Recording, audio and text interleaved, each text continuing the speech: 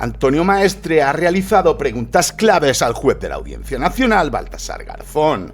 Han hablado de justicia, han hablado del presidente de gobierno y han hablado de los bulos que sacudieron el 11M en España cuando José María Aznar era presidente de gobierno. Me gustaría hacerle una pregunta al señor Garzón. Y esto es una hipótesis plausible. Y quiero preguntarle, como jurista, qué ocurriría con esta hipótesis plausible que le voy a poner. ¿Qué pasaría, ¿no?, si uno de los jueces que está intentando condenar a personas cercanas al presidente del gobierno se hubiera reunido en fechas previas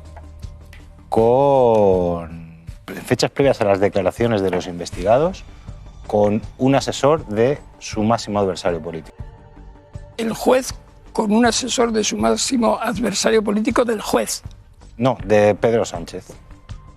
O sea, es decir, si el juez que está intentando encausar a las personas cercanas a Pedro Sánchez se hubiese reunido en las fechas previas a la declaración de los investigados con un asesor de su máximo adversario político. Es una hipótesis plausible.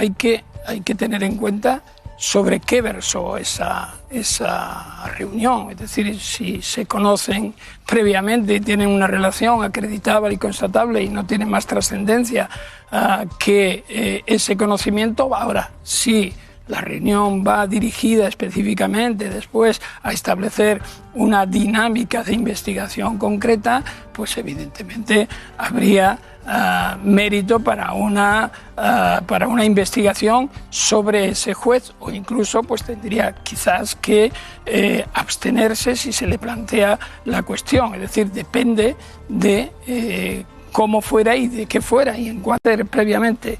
Es muy difícil, pero la transparencia, la identificación de quienes en redes sociales están desarrollando esas falsas noticias.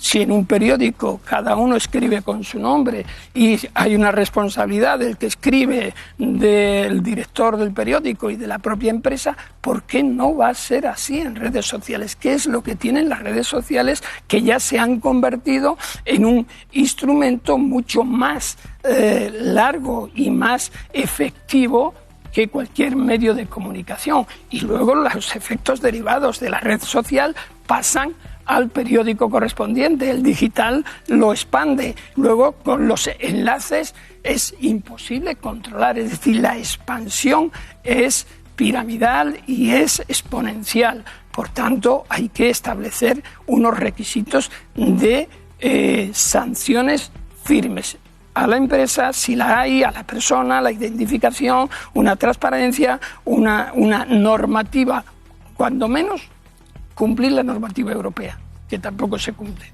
Antonio Maestre. Alberto Ruiz Gallardón, que a la sazón era alcalde de Madrid. Bueno, era evidente, los que conocíamos investigaciones y demás, era obvio que no iba a ser ETA, pero es que algún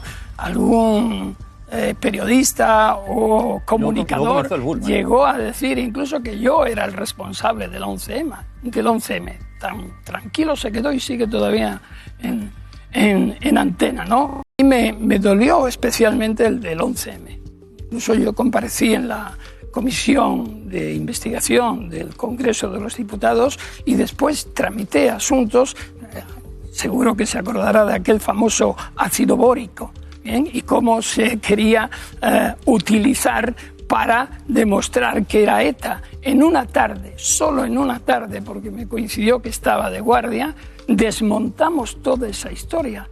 Los ataques que yo recibí fueron demoledores, pero me dolió porque eran las víctimas. Era tal gravedad los atentados de Madrid y cómo se menospreció a las víctimas y a determinadas víctimas en particular como de segundo o de tercer nivel. Es terrible. Realmente es una vergüenza para un país democrático, y quien auspició esas teorías de la conspiración tienen una gravedad muy, muy, muy grande y todavía sigue pendiente.